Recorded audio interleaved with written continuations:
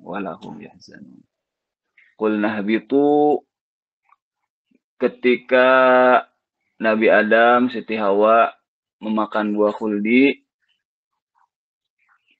Allah Subhanahu wa taala kemudian memerintahkan kepada Nabi Adam dan Siti Hawa untuk turun ke bumi dengan perkataan ini, ihbitu minha, turunlah kalian minha dari itu al-jannah, jami'an seluruhnya. Semuanya disuruh turun. Kararahu liyu'taf alaihi. Sebenarnya dengan kata ihbitu minha itu sudah cukup. Ihbitu minha. Turunlah kalian minha dari surga. Tapi dikuatkan dengan kata jami'an, yakni seluruhnya.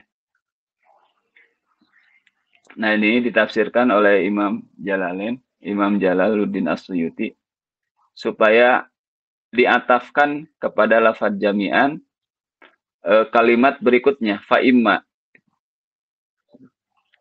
Fa itu kan huruf atap. Jadi huruf atap itu bisa pakai wawu, bisa pakai fa. Dan ini menunjukkan urutan. Gitu. Setelah Allah Subhanahu wa taala berfirman, ihbitu minha, turunlah kalian. Gitu.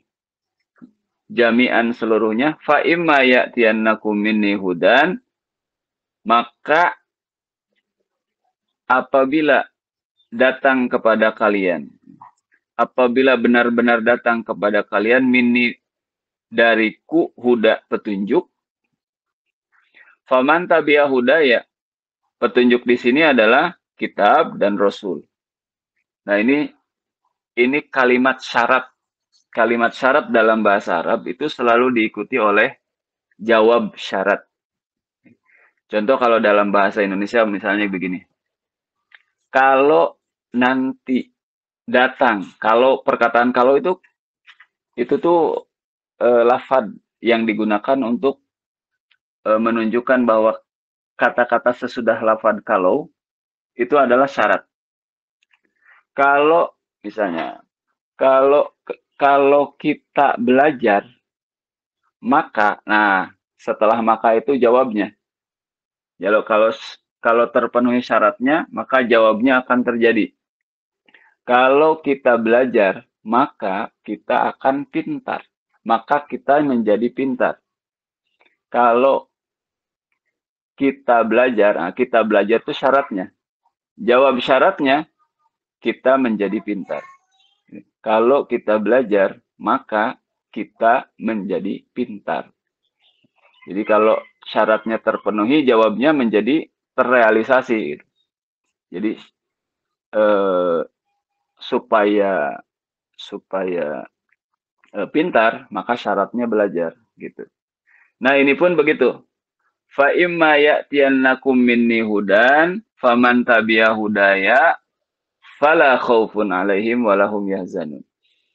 Fa imma ya'tiyannakum minni hudan, maka apabila benar-benar datang kepada kalian dariku petunjuk, petunjuk di sini adalah kitab-kitab dan rasul-rasul.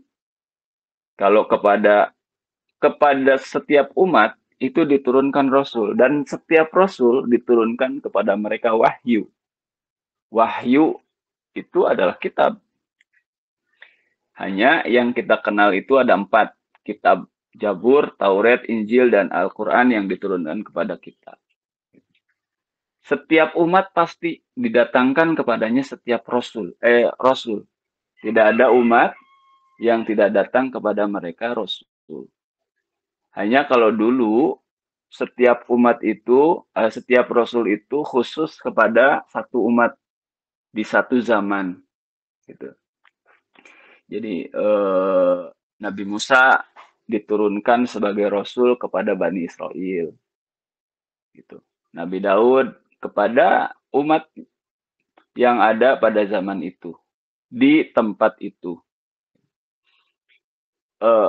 Ada nggak misalnya Nabi atau Rasul?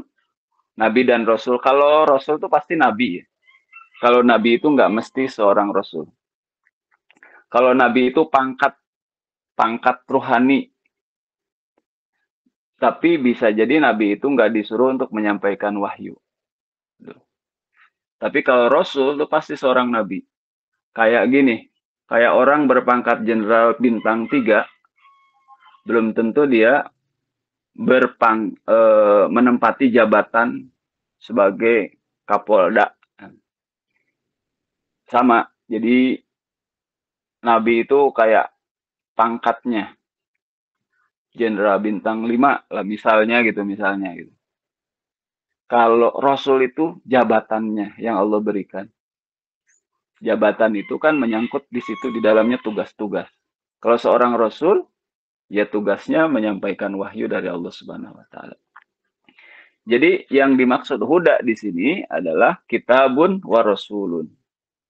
Kitab dan rasul. Atau rasul yang dibekali dengan kitab. Pasti dibekali dengan kitab. Karena rasul itu the messenger gitu. Messenger itu ya bawa message, bawa pesan. Pesan dari Allah Subhanahu wa taala.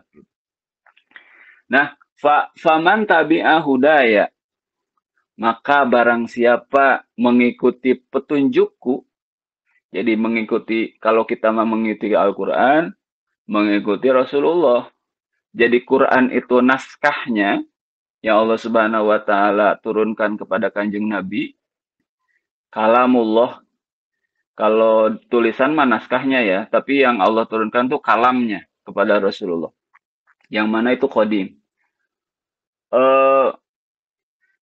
Dan Rasulullah di sini adalah contoh hidupnya, contoh prakteknya. Bagaimana kalamullah itu dipraktekkan dalam kehidupan. Nah, kalau kalian mengikuti Rasulullah dalam prakteknya, kitabullah secara teorinya harus seperti apa gitu, dan prakteknya dilakukan oleh Rasulullah. Nah, itu adalah petunjuk tuh, petunjuk bagi kita.